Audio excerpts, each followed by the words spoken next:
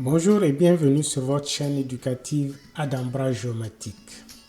Bienvenue à ce cours de formation, cours complet de formation sur QGIS.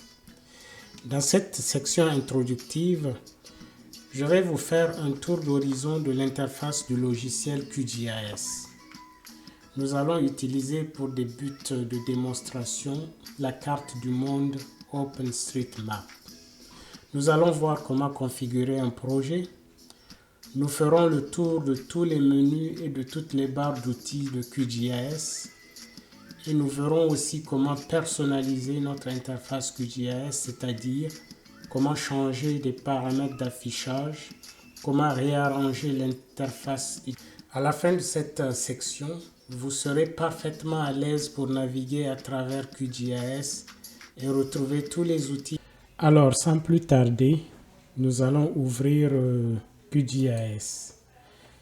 Si vous l'avez déjà téléchargé, il suffit d'aller dans la petite boîte ici, à côté du symbole Windows, et taper QGIS. Ici, si vous l'avez déjà téléchargé, l'application apparaît QGIS et vous pouvez avoir des options comme celle de rattacher donc QGIS, faire un raccourci sur la barre des tâches. Quand vous cliquez, vous allez avoir un tel raccourci ici. Et il suffit de cliquer sur ce raccourci et voilà, le logiciel s'ouvre. Vous allez voir cette interface, l'interface du logiciel QGIS. Alors, cette interface graphique est présentée avec ce qu'on appelle ici au top la barre de menu et juste après ce qu'on appelle les barres d'outils. Ensuite, nous avons des panneaux. Le panneau central ici, c'est le panneau où s'affichent les projets récents. C'est-à-dire que si vous avez déjà travaillé sur des projets dans QGIS, lorsque vous allez ouvrir cette interface, les projets vont apparaître ici si vous les avez enregistrés. Et donc, pour continuer sur un projet, il suffit de repérer le projet sur lequel vous voulez continuer et double-cliquer et il s'ouvre. À côté de ce panneau-là, nous avons un panneau d'actualité sur lequel on donne des nouvelles sur la communauté d'utilisateurs, la communauté de développeurs, et etc., etc. Ensuite, tout en bas ici, vous avez le modèle de projet. Alors, de ce côté, ce qu'on a, c'est un explorateur de fichiers. Donc, cet explorateur de fichiers vous permet d'accéder à des données, à des bases de données. Tout en dessous, c'est le panneau des couches. C'est là où vont être toutes les couches qui vont être disponibles pour une analyse ou une cartographie dans QGIS. Donc, à mesure que vous ajoutez des données, ces couches vont venir apparaître ici et elles seront disponibles pour utilisation dans le grand panneau. Maintenant, sachez que la disposition de ces panneaux n'est pas immuable. Vous pouvez les déplacer l'un relatif à l'autre pour personnaliser, pour configurer cette interface vraiment de la façon qui apparaît la plus confortable pour vous, pour travailler. Par exemple, si maintenant je me dis que cette couche, ce panneau de couche doit être en dessous de cet explorateur, cela est tout à fait possible. Il me suffit tout simplement d'aller cliquer ici, voilà, de maintenir le clic droit et de descendre. Maintenant, si je le lâche ici, il va faire un groupe avec explorateur, par exemple de cette façon. c'est pas, rien n'est parti. Vous allez juste avoir deux onglets en dessous. Voilà. Il y a la couche ici et il y a l'explorateur de ce côté. Mais si vous ne voulez pas faire de cette façon, il suffit de venir, de cliquer ici pour réduire et maintenant de reprendre l'explorateur, de descendre.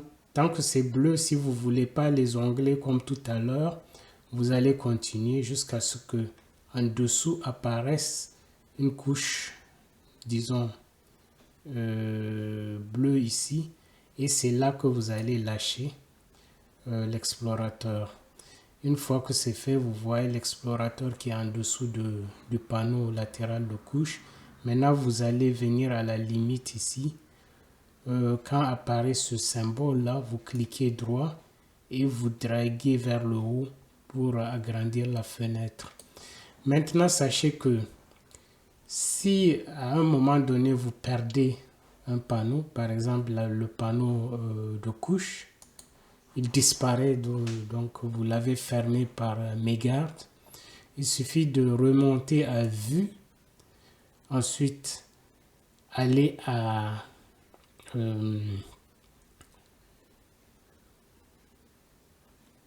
panneau ici. Maintenant, quand vous allez à panneau, vous allez descendre jusqu'au panneau des couches que vous cliquez et là, le panneau revient. Donc, il n'y a pas vraiment matière à paniquer. Il suffit à tout moment que vous aurez besoin d'une couche et qui n'apparaît pas, d'un panneau et qui n'apparaît pas dans l'interface. Vous allez tout simplement à vue. Vous allez à panneau. Quand il s'agit des panneaux, vous avez donc tous ces panneaux que vous pouvez faire apparaître. Il y a aussi, c'est identique aussi pour les barres. S'il y a une barre qui disparaît par mégarde, vous allez venir et vous allez la retrouver quelque part. Il suffit de cocher pour qu'elle apparaisse dans l'interface. Donc c'est vraiment pour vous dire voilà comment il faut naviguer. Il n'y a pas matière à paniquer quand vous avez un panneau qui disparaît, vous ne savez pas où il se trouve. Voilà, c'est de cette façon vous allez à vue et vous allez l'activer, tout simplement.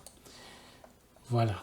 Maintenant que nous avons décrit un peu les composantes de l'interface, allons ouvrir un nouveau projet et charger une couche cartographique, par exemple la couche de World Map. Alors, il vous suffit de venir ici pour ouvrir un nouveau projet. Vous pouvez aussi le faire en cliquant sur l'onglet projet et nouveau. Voilà. Donc, il y a plusieurs façons de le faire. Maintenant, vous cliquez sur ce bouton, sur cet outil. Il va vous ouvrir un nouveau projet. Le projet est sans titre. Nous pouvons ensuite, à la fin ou quelque part dans notre session, essayer d'enregistrer et vous verrez que le titre va apparaître à ce niveau. Alors maintenant que nous avons notre interface en mode projet, voilà ce qui se passe. Vous voyez que la fenêtre ici de vue cartographique s'est élargie. Elle est prête à accueillir, disons, à nous faire visualiser nos couches et nos traitements, etc. Ici, dans couche, on n'a aucune donnée. Nous allons utiliser la couche cartographique World Map ou carte du monde.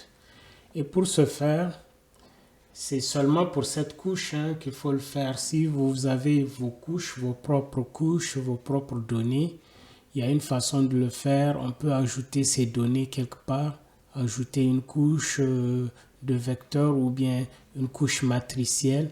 Nous allons voir comment ça se fait en détail. Maintenant, juste pour que la carte du monde apparaisse dans notre panneau de vue cartographique, il y a un raccourci qu'on peut utiliser. Il suffit de descendre ici vers coordonnées maintenant de sélectionner ces coordonnées-là, mais de laisser son curseur en dehors.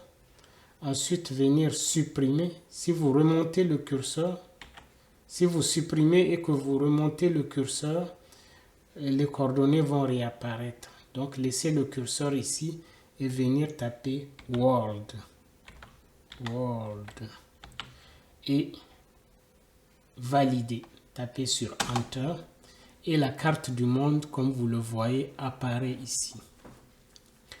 Maintenant, quand vous regardez le panneau de couche, c'est la carte du monde qui apparaît. Vous désélectionnez ici, la carte disparaît. Si vous venez, vous cliquez, la carte apparaît. Donc, c'est de cette façon, quand vous avez une succession de plusieurs couches, vous pouvez désactiver certaines ou activer pour que si vous activez, c'est en ce moment que les données, la visualisation va se passer dans le panneau de vue cartographique. OK. Maintenant, sachez que si vous avez une donnée et que vous voulez la dupliquer, par exemple, vous pouvez venir sur cette donnée, sur le bleu ici, faire clic droit, ensuite aller copier la couche et revenir ici. Au niveau du panneau, là où c'est en blanc ici, vous faites encore un clic droit et vous allez vous dites coller la couche et la couche va être dupliquée. Bon, c'est juste pour un peu voir comment ce panneau de couche marche. Hein. Maintenant, avec cette carte, sachez que, par exemple, toujours on est dans ce panneau de couche, sachez que c'est possible d'enlever une des deux couches. Comment le faire? Soit vous cliquez sur la couche et vous venez, vous voyez ici supprimer la couche. Vous pouvez supprimer de cette façon. Et vous voyez que le logiciel vous envoie une alerte en disant est-ce que vous voulez vraiment supprimer cette entrée. Vous dites si vous voulez la supprimer, vous dites OK. Si vous ne voulez pas la supprimer, c'est que c'était par mégarde, il vous suffit de fermer. Alors, donc maintenant, allons supprimer cette couche. Donc de cette façon aussi, vous pouvez supprimer la couche en cliquant droit et en allant à supprimer la couche. Ce même message apparaît si vous faites de cette façon-là tout à l'heure. Donc, si vous ne voulez pas, vous fermez. Donc, en résumé, il y a deux façons de supprimer une couche. La première façon, c'est de cliquer, de cliquer sur la couche. Quand c'est bleu, il s'agit bien de cette couche qu'on parle. Alors, donc elle est mise en relief en bleu ici. Et vous allez venir soit cliquer sur supprimer ici, soit cliquer droit sur la couche, aller la supprimer. Donc, disons que nous allons la supprimer de cette façon et nous cliquons OK et la couche disparaît. Donc maintenant, il n'y a qu'une seule couche. Celle qu'on a dupliquée, elle est partie. Maintenant, sachez que pour naviguer dans cette couche, parce que on n'est pas venu voir juste la carte du monde, on veut peut-être des détails, voir par exemple certains pays. Alors, comment le faire? Alors maintenant, pour naviguer dans cette couche, vous avez déjà la main ici. Ça, c'est la main pour la navigation. Donc, cette main-là, vous pouvez l'utiliser. Vous cliquez droit et vous faites mouvoir la couche. Vous pouvez faire mouvoir la couche à ce niveau, par exemple. OK. Dans ce panneau de vue cartographique, je ferme tout seul pour agrandir un peu. N'oubliez pas que quand vous fermez un panneau, vous le retrouvez facilement dans Vue, panneau ou une barre dans Vue, barre. Donc ça, il n'y a pas matière à paniquer à ce niveau-là. Maintenant, Pour par exemple zoomer sur un pays donné, je clique Zoom plus, vous avez vu cela, c'est Zoom plus. Je peux venir par exemple chercher à zoomer à ce niveau. Donc quand je zoome à ce niveau pour repartir à l'écran précédent, c'est tout simplement comme ça. Le premier écran précédent, on a zoomé 2 fois et un autre écran ici. Sinon, si vous zoomez, maintenant vous pouvez revenir sur l'emprise totale de la couche, c'est-à-dire sur la couche totale, vous pouvez utiliser celui-là au lieu de dézoomer en utilisant ça par exemple pour dézoomer et dézoomer. Ça va pas être centré, c'est sûr. Donc vous allez zoomer par exemple et vous allez aller dans l'emprise avec cette loupe là. Elle sert à revenir sur l'emprise totale de la couche, vous voyez. Donc elle vous ramène la couche telle qu'elle était au tout début. Maintenant si vous faites quelque chose comme ça, la couche disparaît, vous ne savez pas où elle se trouve. Donc celui-là, il va vous la ramener tout simplement. Tout simplement. Donc il n'y a pas matière à paniquer. Quelquefois, ça se trouve qu'on a trop dézoomé par exemple, ou bien on a trop zoomé, on ne sait pas où l'on se trouve. Il suffit de venir sur celui-là et il règle la situation. Pour ces couches, il y a 2 choses à savoir. Par exemple, si vous cliquez double ici, il y a un panneau ici qui apparaît. Et ce panneau, il vous permet de gérer les styles de couches, etc., etc.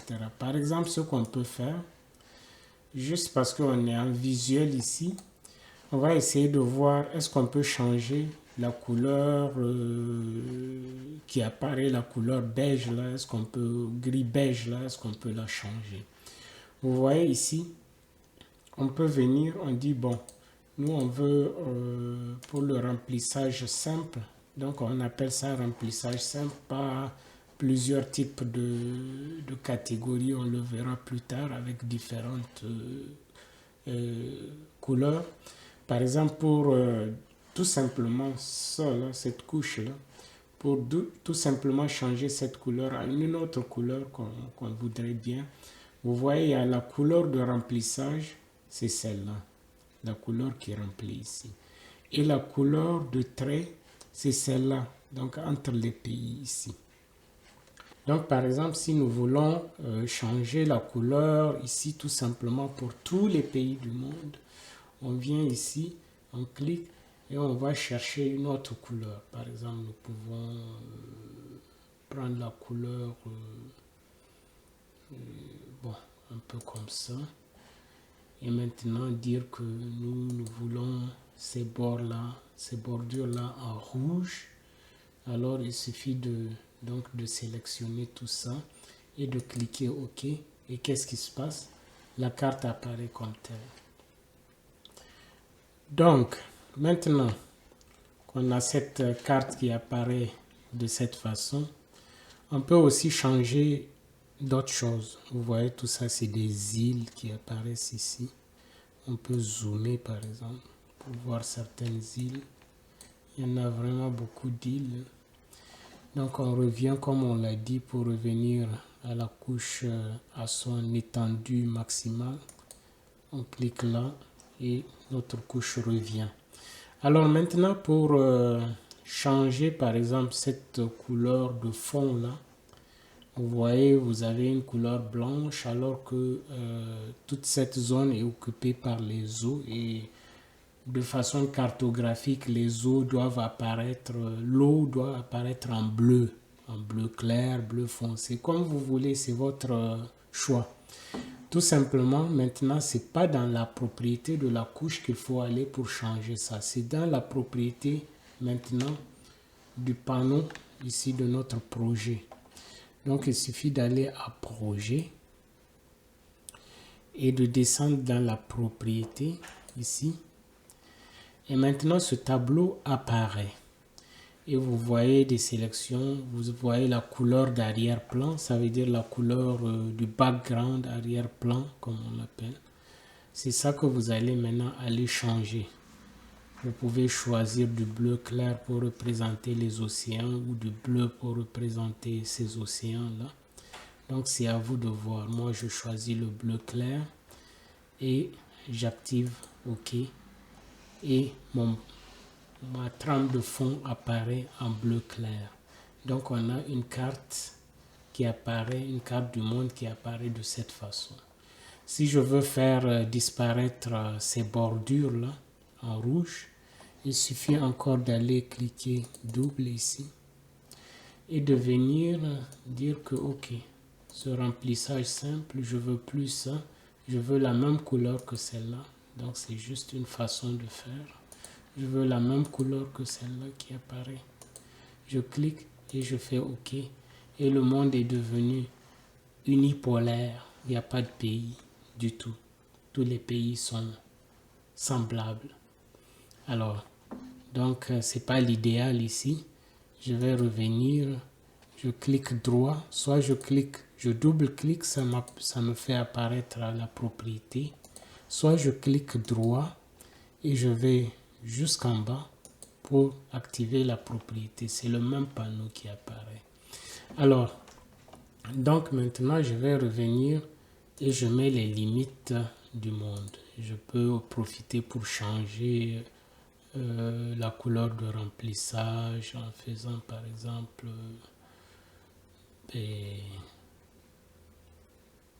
bon, n'importe quelle couleur.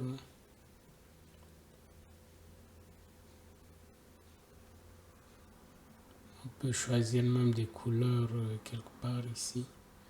Par exemple, je vais un peu vers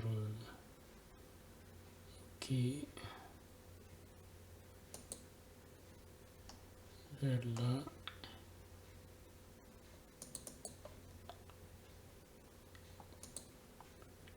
Je dis OK.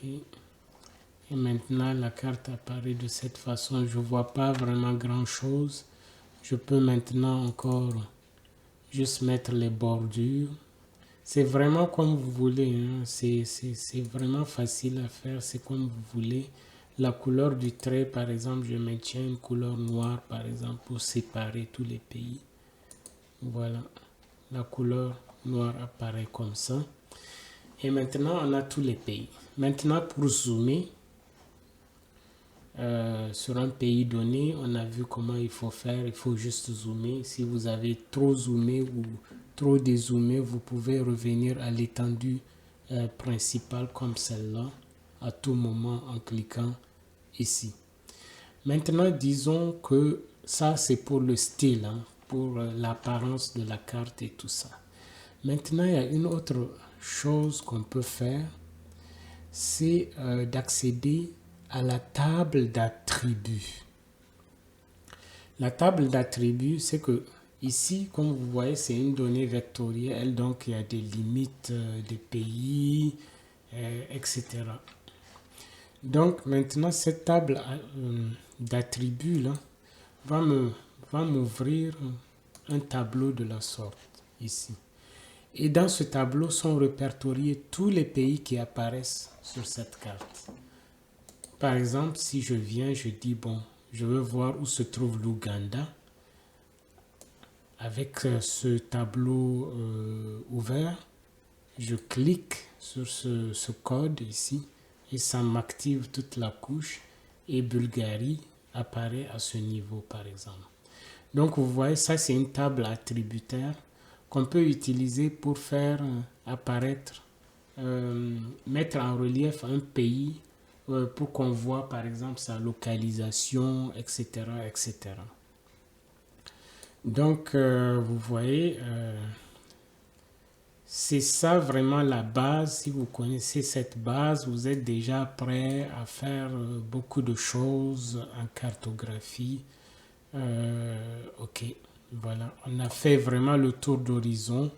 Nous avons vu, en résumé, donc nous avons vu que pour changer le style de la carte ici, il suffit de cliquer, double-cliquer, ce panneau apparaît, ou alors il suffit de cliquer droit et d'aller à propriété, ce même panneau apparaît. Maintenant, quand ce panneau apparaît, pour faire du remplissage, vous cliquez sur remplissage et vous pouvez changer cette couleur pour la changer, pour changer la couleur à l'intérieur, pas la couleur des traits. Vous voyez là, il y a la surface, il y a les polygones et encore les lignes qui séparent les polygones. Donc pour changer la couleur des polygones, c'est ici. Vous allez à remplissage, vous cliquez, vous choisissez n'importe quelle couleur. Ensuite, pour les traits, vous cliquez, ensuite vous changez, par exemple, à n'importe quelle couleur, bleu par exemple. Et vous appliquez. Maintenant, si vous voulez que cette couleur des océans change, c'est pas vraiment relatif à cette couche. Vous voyez donc ici que la Roumanie est toujours en relief parce que tout simplement j'ai oublié de désélectionner la Roumanie dans la table d'attributs. Il suffit donc d'aller ici sur carte du monde et cliquer droit et aller ouvrir la table d'attributs. Quand vous ouvrez la table d'attributs, vous allez descendre doucement jusqu'à voir là où il y a la sélection. Désélectionner toutes les entités ici. Donc c'est ce symbole désélectionner. Vous cliquez sur ce bouton désélectionner toutes les entités et maintenant tout est désélectionné et il n'y a aucun autre pays qui est en relief. Ok, donc c'est vraiment pour vous faire comprendre tout cela. Pour la trame de fond, nous avons bien dit que c'est pas relatif à cette couche vectorielle. Ça, ce bleu-là n'est pas rattaché à la couche vectorielle. Tout simplement, pour pouvoir changer cette trame de fond, ce background, il suffit d'aller à Projet, cliquer sur l'onglet Projet et ensuite descendre sur Propriétés. Ensuite, maintenant, au niveau de Propriétés, vous allez changer cette couleur. La couleur d'arrière-plan, comme ils appellent, background color. Donc, il suffit de venir ici. Si vous ne voulez pas de couleur là-bas, vous voulez laisser en blanc, vous cliquez blanc. Et maintenant, cette couleur va apparaître en blanc. Donc, c'est vraiment la manipulation d'une couche qu'on est en train de faire. On peut manipuler plusieurs couches, amener plusieurs couches dans cette zone, les superposer, les manipuler. C'est de cette façon. Je voudrais bien que vous ayez une idée de comment on gère une couche, comment on fait les visualisations, comment on change les styles dans une couche, comment on change la trame de fond, comment on change beaucoup d'autres aspects au niveau d'une couche.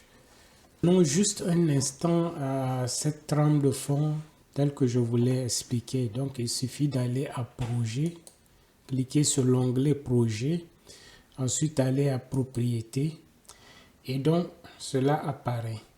Mais on a changé cette trame de fond en blanc. Mais qu'est-ce que c'est que ça? Tout à l'heure, quand on a sélectionné Roumanie, cette couleur qui est apparue. Par exemple, je reviens, j'ouvre la table d'attributs et je sélectionne par exemple Cambodge. Voilà, le Cambodge apparaît et il apparaît avec une couleur jaune. Maintenant, allons-y, disons, allons-y désélectionner, donc comme on avait dit, allons-y désélectionner le Cambodge. Et maintenant, allons dans cet onglet Projet, Propriété. Et maintenant, plutôt que jaune, allons changer à rouge, par exemple. OK? Maintenant, si par exemple, nous ouvrons notre table d'attributs, vous voyez que si je sélectionne Suède, Suède va apparaître en rouge parce que tout simplement, j'ai changé cette propriété d'un projet pour que ça apparaisse en rouge. Si je veux que ça apparaisse en bleu, ça va tout simplement apparaître en bleu. C'est juste pour vous montrer un peu à ce niveau comment on change la trame de fond d'abord. Et cette trame de fond ici, si vous voulez la changer, c'est de cette façon. Et celle-ci, c'est pour mettre en relief donc les différents polygones qui apparaissent dans la couche de la carte du monde. Donc là, je reviens en jaune. Je pense que la couleur jaune est par défaut. Donc je laisse la couleur jaune. Et maintenant, comme je vous ai dit, si vous voulez désélectionner tout, vous allez donc dans ce bouton, vous allez appuyer ce bouton, désélectionner toutes les entités de la couche et maintenant tout est désélectionné. Donc c'est ce que je tenais à vous montrer pour l'instant au niveau de ce panneau couche et nous allons ensuite aller découvrir d'autres fonctionnalités. Un autre aspect important, comme vous le savez, c'est la projection cartographique. Donc, dans quel système de référence cartographique, dans quel système de coordonnées de référence sommes-nous en train de visualiser cette couche de la carte du monde? Alors, voyez, il y a en fait une chose sur laquelle il faut porter beaucoup d'attention. C'est quel est le système de coordonnées de référence utilisé par cette couche et quel est le système de coordonnées de référence utilisé par le canevas ici de vue cartographique. Parce que quand vous faites varier le curseur, vous voyez qu'ici, au niveau des coordonnées, il nous montre chaque coordonnée de chaque point sur lequel passe le curseur. Donc, il est important que ce système de coordonnées de référence utilisé ici soit le même que celui utilisé par la couche. Alors, voyons par exemple comment vérifier celui qui est utilisé par la couche. Il suffit d'aller sur la couche, de cliquer droit, d'aller à Propriétés, ensuite d'aller à Source pour voir quel est le système de coordonnées de référence assigné. Ici, c'est le ASRI 54030 World Robinson. C'est une des projections du nom de Robinson. Donc, c'est une projection, comme vous voyez, c'est une projection cylindrique, comme indiqué un peu ici dans ce drop-down. Alors, c'est une projection cylindrique de Robinson qui est utilisée ici par cette couche. Mais si nous voyons plus bas, nous voyons que c'est le ESRI 54030. Allons voir si c'est le même système de coordonnées de référence. Effectivement, c'est le même, le World Robinson. Maintenant, pour montrer pourquoi c'est très important d'avoir une concordance entre les deux, essayons de changer le système de coordonnées de référence utilisé ici par notre couche. Allons par exemple chercher le WGS pseudo Mercator et l'assigner à la couche. Alors, il suffit donc de cliquer sur WGS 84 pseudo Mercator et de venir dire OK. Vous avez un peu remarqué un petit déplacement qui a eu lieu ici parce que il n'y a pas de concordance entre les deux. Maintenant, repartons, par exemple, changer celui-ci et dire qu'on veut que ce panneau de vue cartographique, ce canevas, soit dans le même système de coordonnées de référence que notre couche. Il suffit donc d'aller à... j'ai oublié c'était quel... Est-ce que c'était Pseudo-Mercator? Ok. Donc Pseudo-Mercator, c'est le 68, 71. Est-ce que c'est le même qu'on a ici?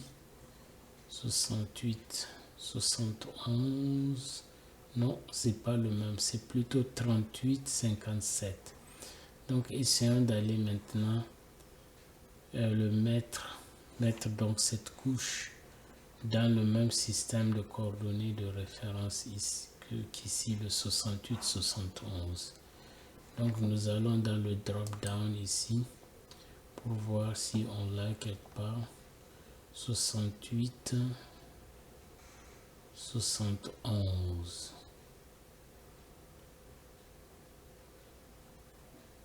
Alors, si nous n'avons pas le 68, 71, il suffit maintenant d'aller dire que cliquer droit, il suffit maintenant d'aller cliquer droit et maintenant aller à SCR de la couche, système de coordonnées de référence de la couche, et aller maintenant chercher le 68, 71. Donc, c'est celui-ci, Mercator, et cliquez OK. Et voilà, les deux sont dans le même système de coordonnées de référence. Et c'est ce qu'il faut faire pour toute couche qui sera importée. Il faut qu'il y ait cette concordance entre son système de coordonnées de référence avec celui du canevas de vue cartographique. Voilà donc ce qu'on peut dire pour une couche donnée. Comment donc importer une couche, comment supprimer une couche, comment naviguer dans le canevas, comment zoomer donc, comment revenir à l'extension de la carte, comment aller chercher ce qu'on appelle la table attributaire et comment naviguer dans la table attributaire pour sélectionner certaines régions du globe comme on l'a vu ici. Maintenant que nous avons fait le tour d'horizon un peu donc de ce panneau de couches et que nous avons compris comment ça marche d'importer une couche et quelles sont différentes opérations qu'on peut effectuer, différentes manipulations qu'on peut effectuer. Maintenant, il est temps, par exemple, de sauvegarder notre projet. Alors, comment sauvegarder le projet? Il y a une chose importante à savoir. La sauvegarde du projet, ça ne veut pas dire que le projet va aller avec toutes ses couches et autres. Non. C'est juste la session qui sera sauvegardée. Maintenant, il est, je pense, une bonne pratique de rassembler, de créer un dossier dans lequel on va rassembler donc toutes les différentes couches qui vont intervenir dans notre analyse, les mettre dans un même dossier et maintenant sauvegarder la session dans ce même dossier. Je pense que ça peut résoudre beaucoup de problèmes. Parce que si on ne le fait pas et qu'on déplace certaines données, alors elles ne pourront plus être retrouvées et vous allez avoir des signaux, des alertes ici. Maintenant, allons sauvegarder le projet. Donc, pour sauvegarder le projet, il va falloir aller à projet, ensuite enregistrer sous. Et maintenant, aller choisir l'emplacement dans lequel on veut enregistrer ce projet. Je peux par exemple créer un nouveau dossier et l'appeler intro cours JS complet. Intro cours JS. Voilà.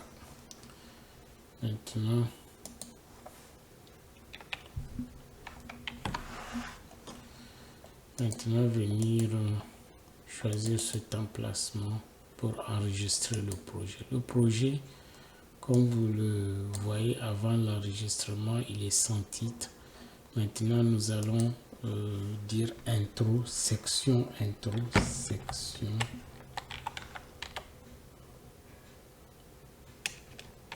Intro.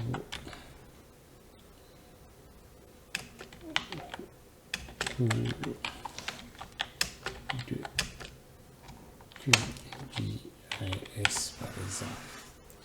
Une fois que nous l'avons fait de la sorte et que nous enregistrons, nous voyons que automatiquement le nom de la session apparaît, intro au cours de QGIS. Donc là, nous allons aller voir qu'est-ce qui a été sauvegardé. Donc, allons à intro cours JS. Donc, c'est à ce niveau. Intro cours QGIS. Vous voyez que c'est une simple session qui a été qui a été sauvegardée. Elle est toute petite de 12 kilooctets.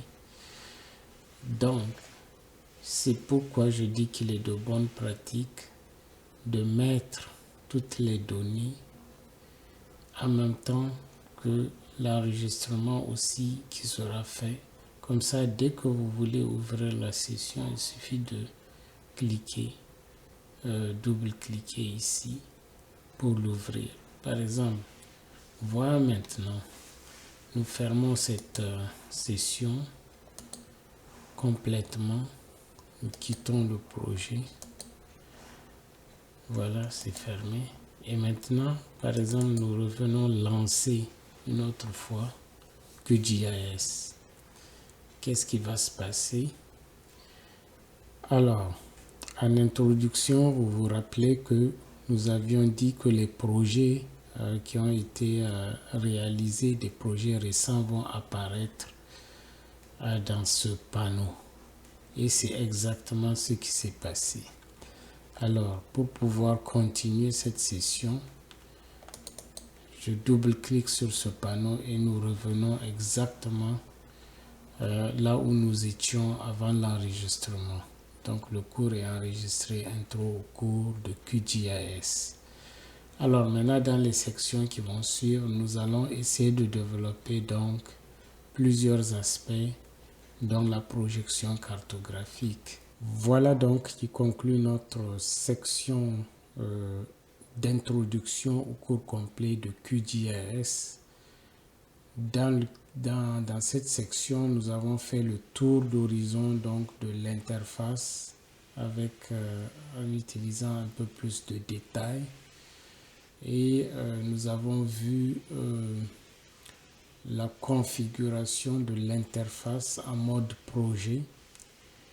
Nous étions partis aussi voir différents aspects tels que comment styler, comment ajouter du style, comment ouvrir la carte attributaire, comment faire vérifier et faire des reprojections, faire des projections, etc.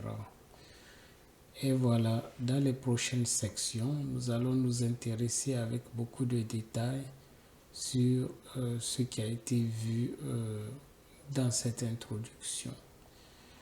Voilà, merci d'avoir suivi cette section introductive du cours complet de QGIS.